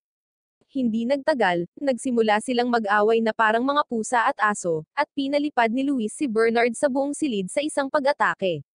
Kaya't si Bernard ay nag-transform sa Black Knight, ngunit si Luis ay nakaupo sa lupa at ipinahayag na lalaban siya sa kanya, kapag sinabi niya sa kanya kung paano at kailan siya sumali sa masamang si Mendoza. Si Bernard ay sumigaw sa kanya, sinabi na hindi niya siya dapat guluhin at hinugot ang kanyang espada upang salakayin siya. Kapag hindi siya pinakinggan ni Luis, pinagbagsak niya sa kanya ang isang piraso ng bato, ngunit nananatili pa rin si Luis. Nang makita ito, na-flashback ni Bernard sa panahon nang siya ay nakulong mula sa lahat ng panig ng Imperial Army. Noon niya napagtanto na ang mga tao ay mahina, mababaw na nilalang, at sayang ang oras upang protektahan sila mula sa mga demonyo. Kaya, sinakal niya ang commander ng militar, ngunit bigla niyang naalala ang mga salita ni Ana na kailangang protektahan ang mga tao dahil madali silang mapunta sa maling landas. Ngunit sa lalong madaling panahon, narinig niya na ang dalawang kabalyero ay natagpuang nasugatan sa mga tarangkahan, at sa takot na maaring sila ay kanyang mga kaibigan, sina Ana at Luis, siya ay nabaliw at sinira ang panuntunan ng Makay sa pamamagitan ng pagpaslang sa mga tao. Pagkatapos, tumakbo siya upang iligtas si Ana, ngunit naabutan niya si Mendoza, na sinunog ang kanyang lumang katawan at pinalitan ito ng isa pa. Hiniling niya kay Bernard na ihinto ang pagliligtas sa mga tao, ngunit pamunuan sila upang makamit ang lahat ng kapangyarihan. Hiniling ni Mendoza sa kanya na sumama sa kanya at maging isang taong makakalaban sa Makay Knights. Nang marinig ang kanyang kwento, sinigawan siya ni Luis dahil sa pagiging duwag at naging isang kabalyero. Sinabi na mula ngayon, hindi na niya ito ituturing na kaibigan na si Bernard. Ang galit ni Luis ay nag-aapoy habang siya ay nagiging isang kabalyero, ang kanyang baluti ay kumikinang na may malamig at walang humpay na liwanag. Si Bernard ay nakatayong matatag, ang kanyang katawan ay naninigas sa pagsuway, na naglalabas ng hilaw na kapangyarihan. Marahas silang nagsasalpukan, ang mga talim ni Luis ay humihiwa sa hangin habang sinasalungat ni Bernard ang mga malakas na pag-atake. Ang kanilang mga welga ay umaalingaw-ngaw na parang kulog, ang labanan ay umaalingaw-ngaw, ang kanilang mga galaw ay isang mabangis na galaw sa ilalim ng liwanag ng buwan. Inilabas ni Bernard ang kanyang kahangahangang baril, ang barrels nito ay kumikinang, habang ang kabayo ni Luis ay naging isang napakalaking bala. Ang magkabilang puwersa ay nagbanggaan sa isang nakakabinging pagsabog, isang shockwave na humahagis sa kanila sa magkabilang direksyon. Sa pag-alis ng alikabok, nakita nilang pareho silang bumagsak sa lupa. Hiniling sa kanya ni Luis na huminto, ngunit inatake siya ni Bernard gamit ang kanyang drill hand, na sinasabing tatapusin siya nito. Pero may ibang trick si Luis na nasave para sa kanya. Tinawag niya ang kanyang talem, at humiwa ito sa leeg ni Bernard at hinawakan ni Luis ang kanyang kaibigan. Sa kanyang huling hininga, bumalik si Bernard sa kanyang tunay na sarili at tinanong si Luis kung ano ang nangyari kay Ana. Nagsisinungaling si Luis sa kanya na ligtas siya. Hiniling ni Bernard kay Luis na panatilihin siyang ligtas at maghanap ng magmamana ng kanyang espada. Hindi nagtagal, nawala siya sa hangin, at humihikbi si Luis para sa kanyang mahal na kaibigan. Sa kabilang banda, pagkatapos pumaslang ng isang demonyo, sina Leon at Alfonso ay tumungo sa ibaba upang hanapin si Mendoza. Hindi nagtagal, nahanap na nila siya. Isang galit na Leon ang sumusubok na salakayin siya, ngunit napagtanto nila na sila ay nasa loob ng kanyang harang at kinukutya siya sa pagiging walang pasensya. Pagkatapos may pinalabas siya mula sa salamin, at agad na nalaman ni Alfonso na ito ang ipinagbabawal na tool na sinabi sa kanila ni Iman na nagpapatawag ng mga demonyo mula sa Makay. Sinabi sa kanila ni Mendoza na madali ito dahil ginagamit niya ang dugo ng tao bilang daluyan, at hindi alam ng hari na ito ay nangyayari sa ilalim ng kanyang sarili. Di nagtagal, isang kakilakilabot na demonyo ang nagpakita mula sa portal ng salamin, at sina Leon at Alfonso ay naging mga kabalyero upang harapin ito. Sumusugod si Leon gamit ang kanyang espada at inatake ang demonyo ng buong lakas, nagpapadala ng apoy sa buong lugar, at tinulungan siya ni Alfonso. Idineklara ni Mendoza na halos kumpleto na ang pagpapatawag ng Blood Moon, at hindi nagtagal ay nakilala niya si Leon bilang anak na ipinanganak mula sa nasusunog na mangkukulam. Isang galit na Leon ang umatake sa kanya gamit ang kanyang espada, ngunit si Mendoza ay naghagis ng mahika at Friday need siya. Pagkatapos, hinawakan niya ang kanyang noo, at naalala ni Leon ang mga huling sandali ng kanyang ina. Patuloy siyang ginagalit ni Mendoza sa pagsasabing ang kanyang ina ay inabuso, binato, at pagkatapos ay sinunog na walang laban. Sinisigawan siya ni Alfonso na huwag malinlang sa sinasabi ni Mendoza at mawala sa sarili. Agad niyang sinipa ang demonyo at pumunta sa gilid ni Leon upang ibalik siya sa kanyang katinoan, ngunit may pumalit kay Leon, at sa lalong madaling panahon ang tore ay nagsimulang mag-apoy sa apoy at siya ay naging isang mabangis na kabalyero. Ngumiti ng masama si Mendoza at sinabi sa prinsipe na ito ang tunay na anyo ng gintong baluti na ibinigay kay Leon sa pamamagitan ng kasalanan. Di nagtagal, nakatakas si Leon sa tore, at sinundan siya ni Alfonso, pinipigilan siyang magdulot ng pinsala sa nayon.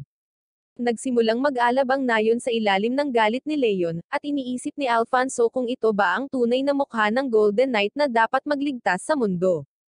Pero hindi niya kayang iligtas ang sarili niya sa sarili niyang nararamdaman.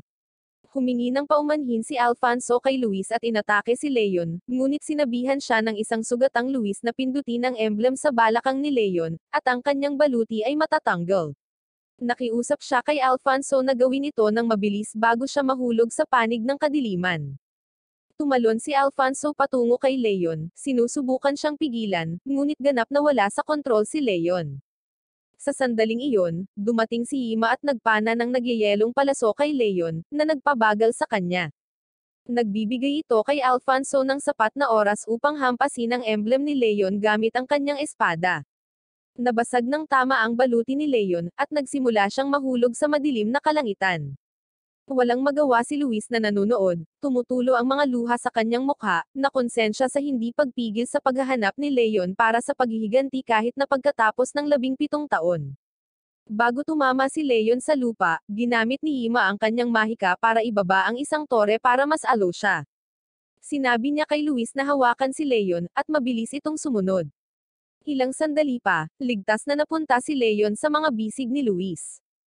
Hindi nagtagal, dumating din si Alfonso sa kanila, at nakita nila ang demonyo na umuusbong sa labas ng kastilyo. Sinabi ni Alfonso kay Luis na mayroon din siyang dugo ng isang gintong kabalyero sa kanyang mga ugat. Nag-transform siya sa isang kabalyero at naghahanda upang labanan muli ang masamang demonyo. Buong lakas siyang tumalon sa demonyo at inatake siya gamit ang espada ng kanyang kabalyero, ngunit napunta siya sa tiyan ng halimaw. Biglang pumutok ang tiyan ng halimaw, at lumabas mula rito si Alfonso. Biglang lumipad si Mendoza patungo kay Alfonso, ngunit nilamon siya ng halimaw, at mabilis na hiniwa ni Alfonso ang kanyang tiyan.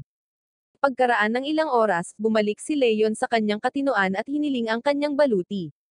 Sinabi sa kanya ni Luis na tinanggap na ng baluti si Alfonso bilang garo, at hindi na ito maisusuot ni Leon. Nang malaman ni Leon na biglang nasawi si Mendoza, nakiusap siya kay Alfonso na ibalik ang kanyang baluti, ngunit tumanggi siya dahil hindi niya ito karapat-dapat na mabawi pagkatapos sirain ang lungsod. Nang hindi sumang-ayon si Leon sa kanya, sinuntok siya ni Luis sa mukha at hiniling sa kanya na tanggapin ang katotohanan na hindi na siya kabalyero. Lumayo si Leon, at umaasa si Luis na muli siyang tatayo sa sariling mga paa. Kinaumagahan, pinuntahan ng prinsipe ang mga tao sa kanyang kastilyo at pagkatapos ay ang kanyang nakahiga na ina sa bilangguan. Nalaman niyang nagbuwis ng sariling buhay ang kanyang ina dahil ayaw nitong maging pabigat sa kanya, at nagluluksa si Alfonso sa pagkasawi ng kanyang ina. Ginawa ni Alfonso ang mga huling ritual para sa kanyang ina, at pagkatapos ay pumunta siya sa kastilyo upang tiyakin sa lahat na ay lalaan niya ang kanyang sarili sa kaligayahan ng mga tao at ang kaharian ng Balian. Masaya ang lahat sa muling pagbabalik ni Prinsipe Alfonso sa kaharian, na walang dapat ikabahala dahil kakampi nila si Prinsipe Alfonso.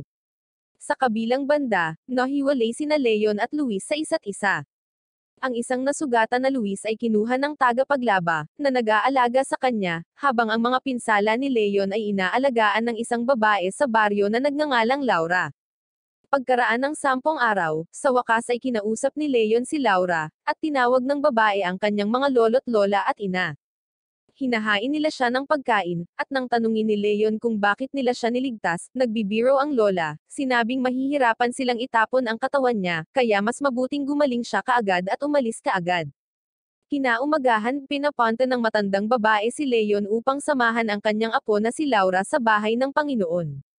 Sa kanilang paglalakbay, sinabi sa kanya ni Laura ang lahat tungkol sa pamamahala ng bayan at ang kahalagahan ng mga Panginoon sa kanilang lupain. Nagpahinga sila ng ilang oras, at si Laura ay nagtanim ng mga sibuyas habang si Leon ay nagpapahinga. Nang maglaon, habang pauwi, sinabi niya sa kanya na noong nabubuhay pa ang kanyang ama, siya ay madalas na manghuli ng maraming bagay, at sila ay may isang mahusay na hapunan tuwing gabi. Ngunit isang araw, ang kanyang ama ay pinaslang ng mga lobo. Nang marinig ito, nagtaka si Leon kung siya ay napaslang sa pamamagitan ng isang demonyo, ngunit hindi siya gaanong nagsasalita upang maiwasang matakot si Laura.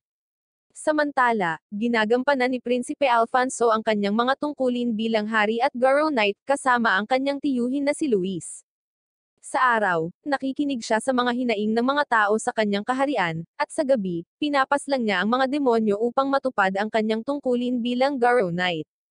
Isang araw, nagtanong si Alfonso tungkol sa kinaroroonan ni Leon, ngunit sinabi sa kanya ni Luis na wala siyang ideya. Nasa kay Leon kung nanaisin niyang tumayo at lumaban muli or sumuko. Ipinahayag niya na hindi siya makakatulong, at hindi rin makakatulong ang sinuman. Hiniling niya kay Alfonso na ihinto ang paghawak sa kasalanan ng pagkuha ng armor ni Leon, at magpatuloy sa kanyang mga tungkulin bilang Garo Knight. Kinaumagahan, pumunta sina Laura at Leon sa bukid upang muling mag-alaga ng sibuyas. Sa oras ng pahinga, tinanong ni Leon si Laura kung nasusuka siya sa paggawa ng parehong bagay araw-araw, at naiisip niyang isuko ang lahat at umalis. Sumagot si Laura na maraming magagandang lugar sa kaharian, ngunit hindi siya makaalis sa lugar ng kanyang ama, at marami na siyang naitanim na binhi para sa taglagas. Sa lalong madaling panahon, aanihin nila ang pananim. Dahan-dahan, lumipas ang mga araw, at naging malusog si Leon, tinutulungan ang pamilya ni Laura at nagpapatakbo ng iba't ibang gawain. Isang araw, pumunta siya sa lolo upang maghatid ng tanghalian at nalaman ang tungkol sa irigasyon na kanyang hinuhukay para sa mga pananim. Di nagtagal, natutunan ni Leon kung paano maghukay ng kanal, at umuwi siyang pagod.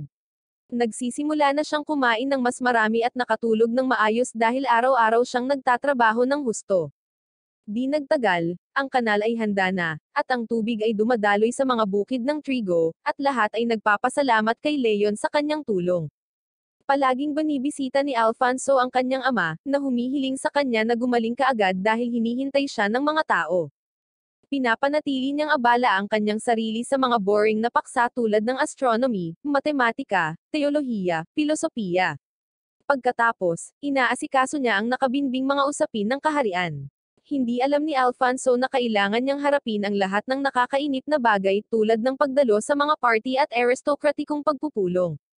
Isang araw, sa kanyang daan upang gawin ang kanyang larawan, si Alfonso ay nakatakas sa kastilyo, at ang mga knight ay ipinadala upang hanapin siya. Sumakay si Alfonso sa karwahe, na inuuna ang kapakanan ng kanyang kaharian kaysa sa pagupo para sa isang portrait artist. Habang umaandar ang karwahe, ang malumanay na biyahe ay nagpatulog sa kanya. Mamaya ay nagising siya sa tunog ng galit na sigaw. Pagtingin niya sa labas, nakita niya ang isang grupo ng mga lalaki na nakaharang sa daanan. Binyantaan nila ang driver, hinihingi ang kabayo at karwahe bilang kapalit ng kanyang buhay. Dahil sa takot, nakilala sila ng driver bilang mga kilalang grupo na Gaspard Montes at tumakas na iwan si Alfonso. Nang marinig ang pangalan ng Gaspard, naalala ni Alfonso ang isang babala mula sa mga taga-nayon ng Lizelle. Nagsalita sila tungkol sa mga magnanakaw na sumangkop sa kastilyo ni Count Judo at nagdudulot ng kalituhan sa rehiyon. Naaalala ni Alfonso si Count Judo bilang isang marangal na mandirigma na iniwan ang kanyang pamilya upang ipaglaban ang kaharian, para lamang mahulog ang kanyang kastilyo sa mga kamay ng mga kriminal. Biglang inihagis ng mga tulisan ang isang natatakot na lalaki sa karwahe bago bumalik sa kanilang mainit na pagtatalo.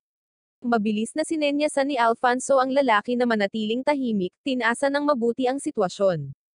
Sa kabilang banda, habang naglalakad sa bukid kasama si Laura, nadatnan ni Leon si Hima sa daan.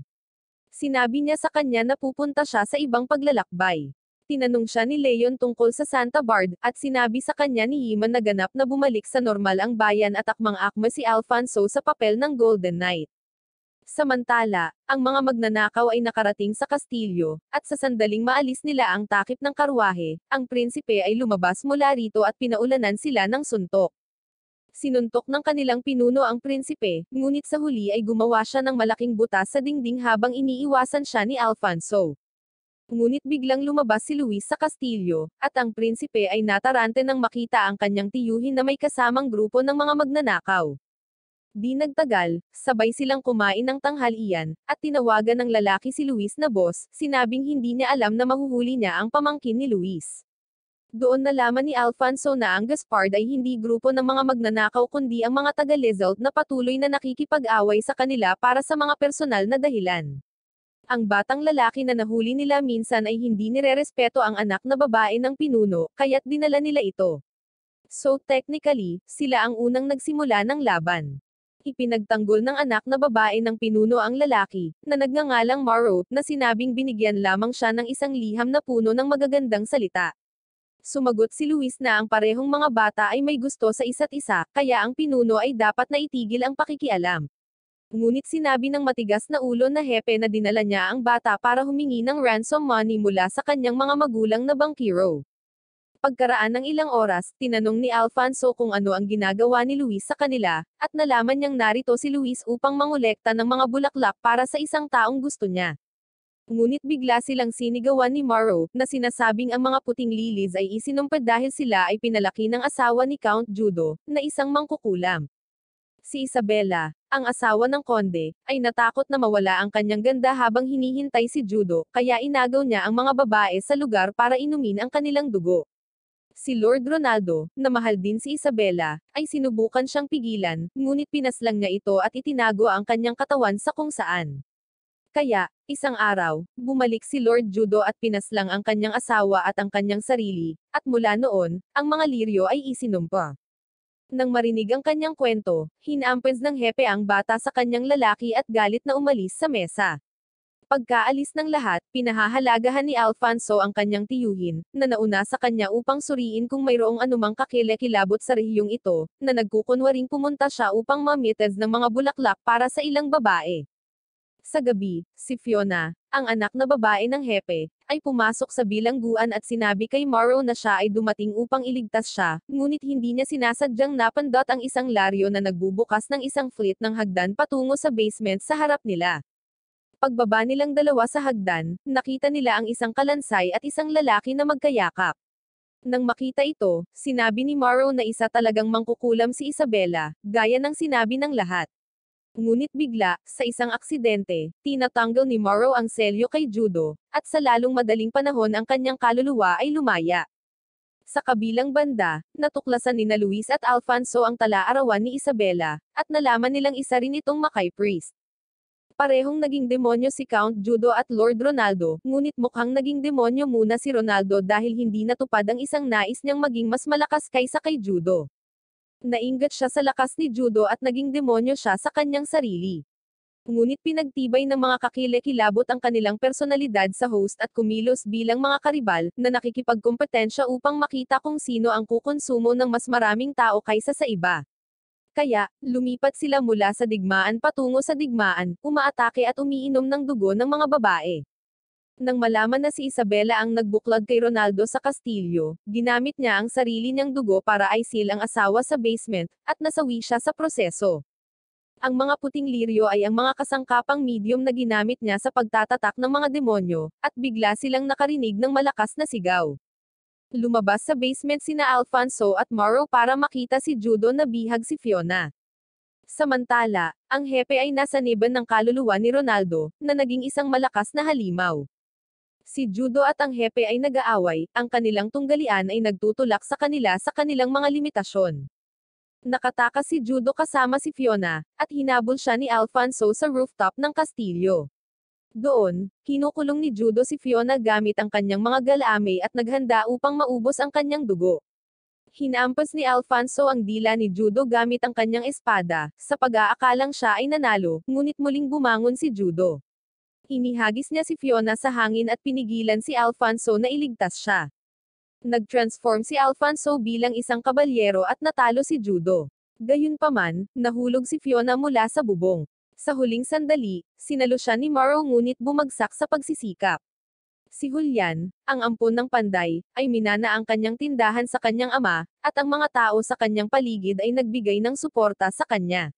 Nagtipon siya ng mga bihasang manggagawa ng bayan, at lahat sila ay nagsisikap tungo sa paglikha ng maalamat na Night of Light ng kaharian.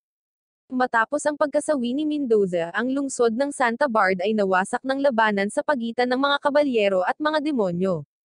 Kaya, pagkatapos ng insidenteng iyon, sinusubukan ng mga manggagawa na lumikha ng isa pang Night of the Light. Di nagtagal, nagsimula ang proyekto, at nagsimula silang mag-assemble ng iba't ibang bahagi ng kabalyero, mag-brainstorm at mag-isip ng mga pinakamahusay na ideya upang magdisenyo ng isa pang kabalyero.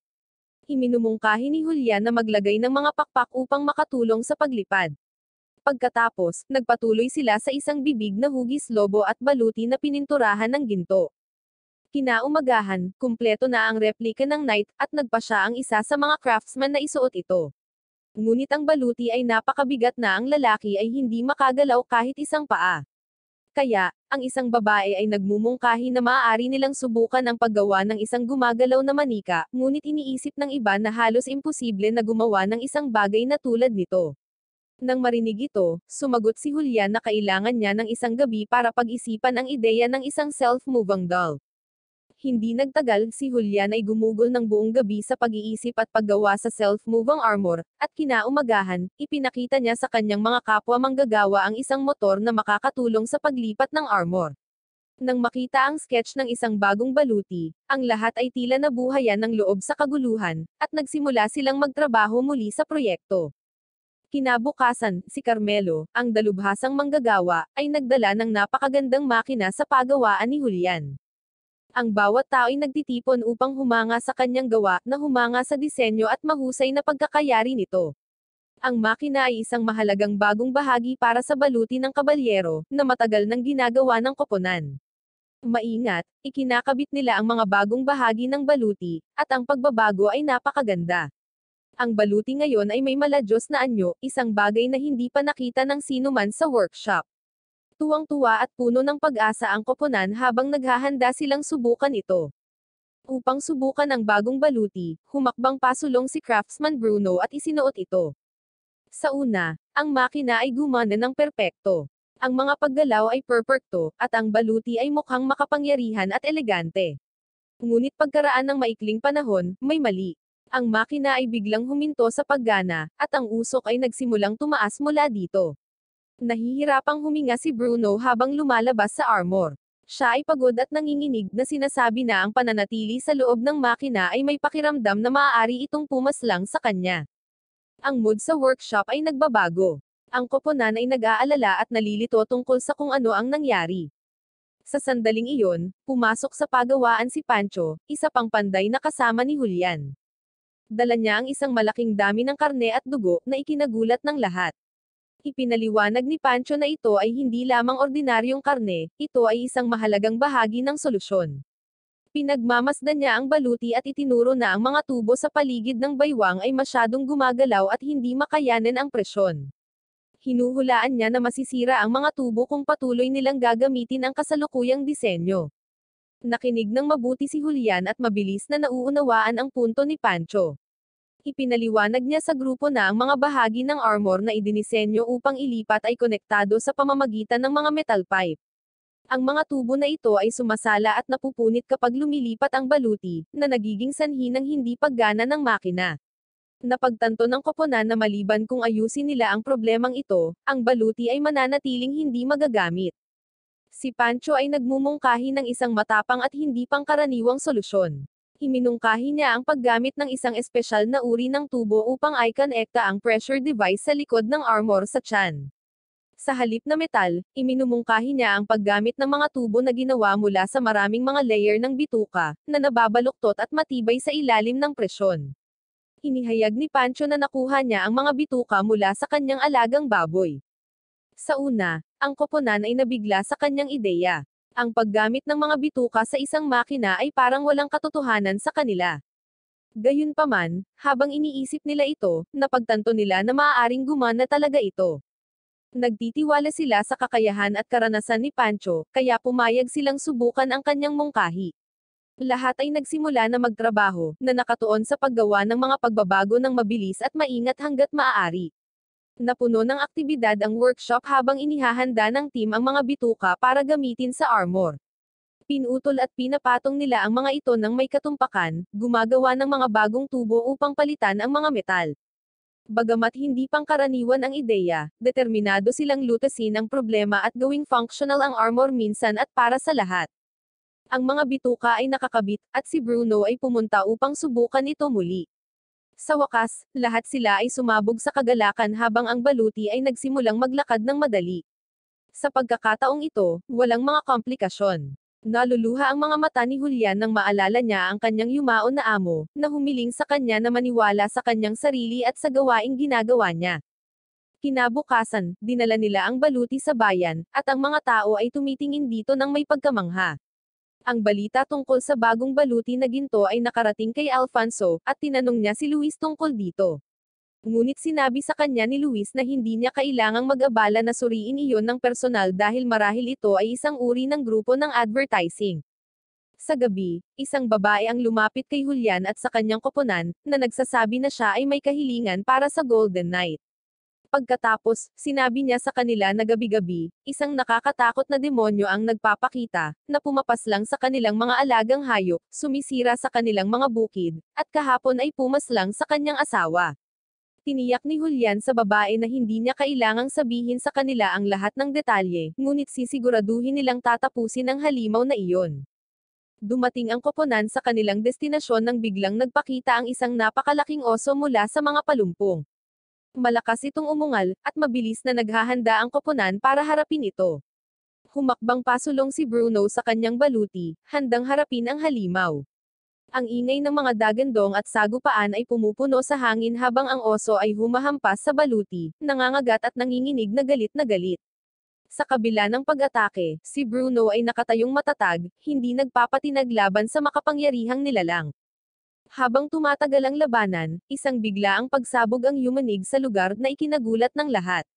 Narinig ni na Luis at Alfonso na malapit na nag-iimbestiga sa isang maliit na nayon, ang kaguluhan at nagmamadaling pumunta sa pinangyarihan upang alamin kung ano ang nangyari. Samantala, naghatid si Bruno ng isang malakas na suntok ng Garo sa oso, ngunit wala itong epekto. Gumanti ang oso ng isang mabangis na suntok na hamampid sa baluti at naging sanhi ng pag-aapoy nito. Napagtanto ang panganib, inutusan ni Julian si Bruno na gumamit ng pressure device upang maalis ang oso. Naiintindihan ni Bruno ang panganib ngunit sinusunod ang plano, determinadong pigilan ang nilalang. Ina-activate niya ang device, alam niyang maaaring magdulot ito ng kanyang buhay. Bago magsimula, sinabihan niya ang iba na tiyaking maililibing ang kanyang katawan kung hindi siya mabubuhay. Habang nagkakaroon ng lakas ang device, sinubukan ni Bruno na tumakas sa pamamagitan ng safety latch ngunit naipit ang kanyang kamay sa nasusunog na armor. Dumating si Luis sa tamang oras, mabilis na kumilos, pinalaya si Bruno mula sa baluti at hinayla siya sa kaligtasan. Pagod ngunit buhay, pinanood ni Bruno habang sinisira ng aparato ang oso sa isang pangwakas at malakas na putok. Ang banta ay sa wakas ay na-neutralize, at ang lugar ay nagsimulang maging mapayapa.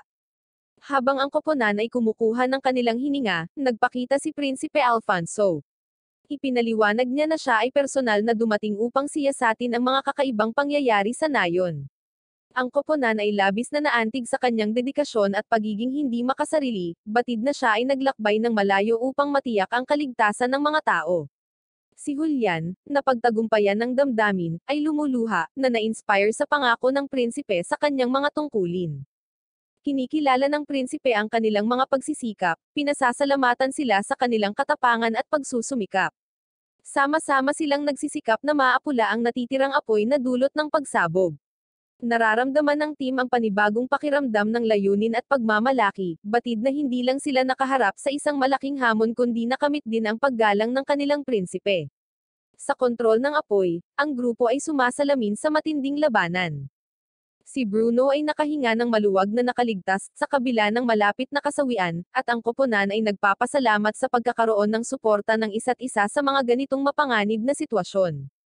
Lumalabas na sa isang maliit na nayon, isang kakaibang lalaki na may takip sa mukha ng uwak ang lumapit sa mga tao at sinabi sa kanila na siya si Dor Aban, ang sikat na palaboy na doktor na gumagamot ng mga may sakit. Masayang sumang-ayon ang mga taga-nayon na bigyan siya ng pagkain, tubig, at tirahan bilang kapalit sa pagpapagamot sa kanila ni Dor Aban.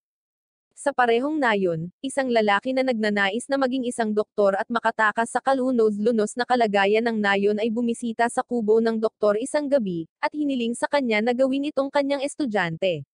Ngunit nang walang nagbubukas ng pinto, pumasok siya sa loob ngunit napahinto siya nang makita niyang namimilipit ang doktor sa sakit sa lupa. Siya ay nagdurusa mula sa sakit, at nagpa siya ang lalaki na tapusin siya upang pumalit sa kanya. Sinakal niya si Dor Aban hanggang sa masawi, at nang buksan niya ang kanyang libro ng mga gamot, ang demonyo ay pumasok sa kanyang katawan. Kinuha niya ang maskara at mga gamit ni Dor Aban para matupad ang pangarap niyang maging doktor. Sa kabilang banda, sinipa ng labandera ang isang walang saplot na Luis para magising siya at dalhin siya kay Dr. Dor Aban. Hiniling ni Luis sa doktor na hayaan siyang tumingin sa loob ng kanyang maskara, ngunit itinanggi niya, at sinabing ang maskara ay nagpapadali para sa mga tao na maniwala sa kanya. Sinabi niya sa Tagalog na si Luis ay walang pinsala sa buto, kaya siya ay gagaling sa lalong madaling panahon. Hindi nagtagal, lumabas sila ng tent at nakita ang mahabang pila ng mga tao na naghihintay na gamutin ng sikat na gumagala na doktor na si Dor Aban. Kabilang sa kanila, kinilala ng isang makulat na batang lalaki si Luis bilang ang walang damit na lalaki mula noon at binati siya. Maya-maya, nagsimula na silang mag-usap ng kanyang ina. Mukhang hindi pa gumagaling ang batang lalaki, kaya't ang kawawang matandang babae ay magpapatingin sa doktor.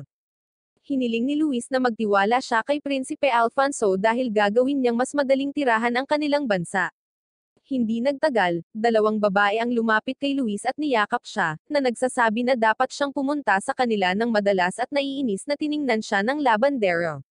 Matapos makita ang lahat ng mga pasyente, binigyan ni Doraban ang labandere ng gamot para sa kanyang mga tuyong kamay bilang pasasalamat sa pagtulong sa kanya. Kinabukasan, sinundan ng labandere si Luis sa isang madilim na eskinita kung saan nakilala niya ang prinsipe na nakabalat kayo. Sinabi sa kanya ng prinsipe na, kabilang kagabi, 10 tao ang nawala sa huling 2 linggo. Naniniwala si Luis na iyon ay tiyak na gawain ng isang demonyo, at ipinakita sa kanya ni Alfonso ang mapa kung saan nakatira ang bawat tao. Napagtanto ni Luis na ang lugar ng Pangangaso ay medyo malaki, at hindi sila makapagpasya kung saan magaganap ang susunod na pag-atake.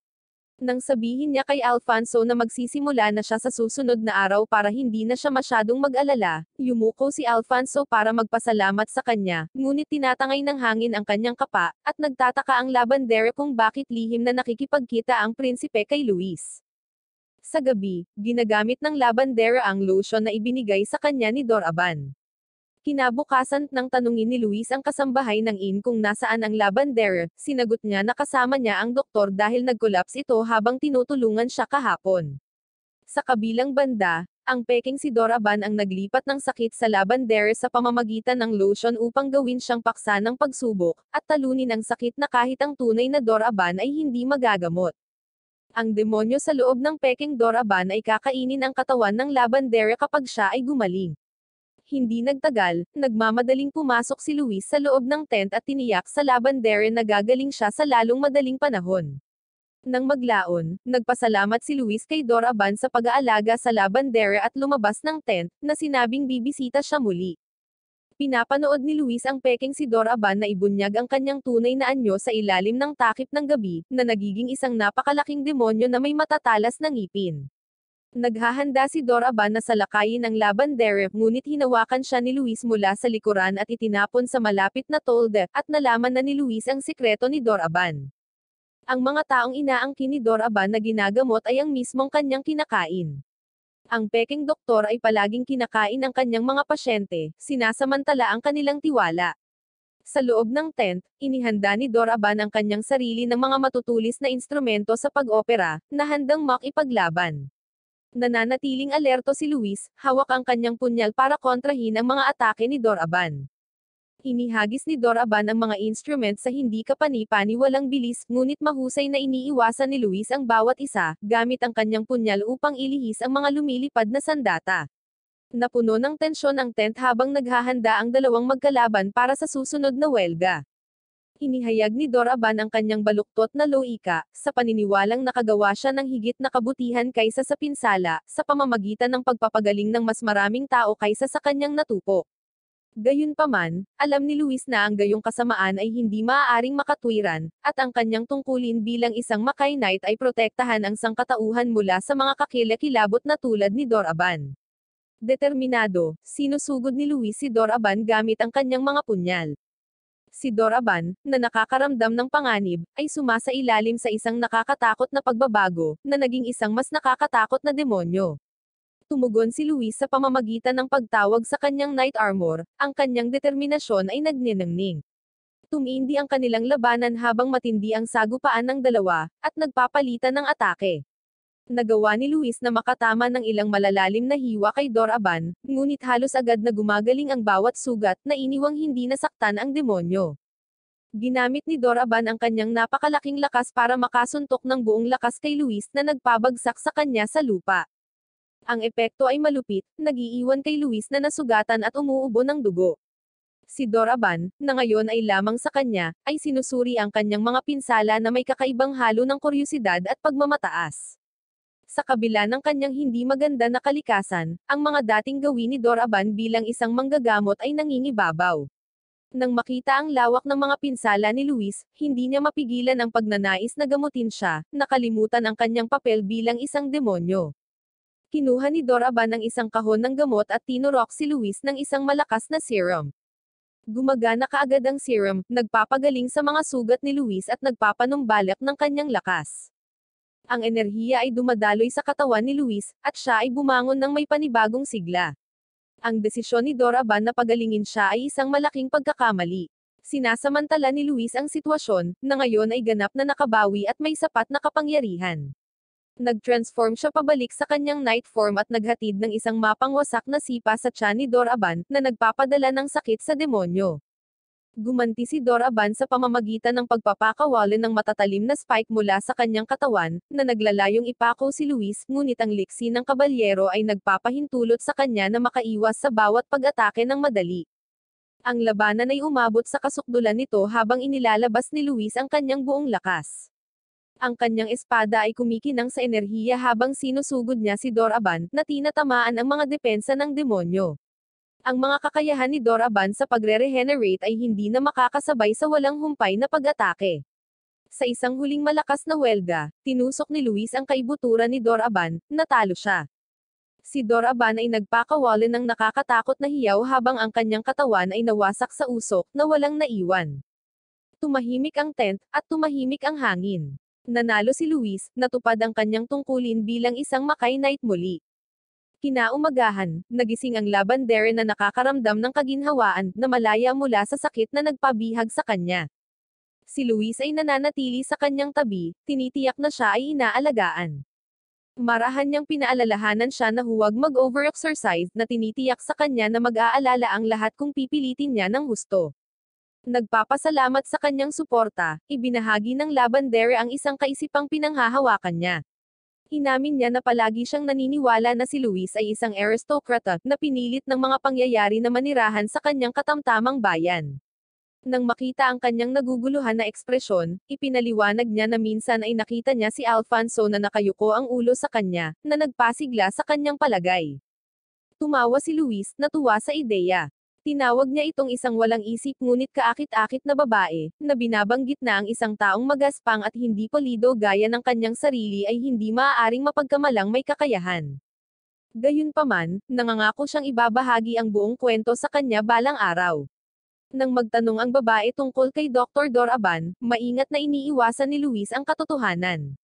Sinabi niya sa kanya na umalis ang doktor sa bayan, hiniling sa kanya na ipasa ang kanyang pagbati at palem, maliban sa kanyang mga salita. Nagpapasalamat ang babae sa pag-aalaga sa kanya sa buong panahon ng kanyang paggaling. Magiliw na ngumiti si Luis at hinikayat siyang magpahinga at bawiin ang kanyang lakas.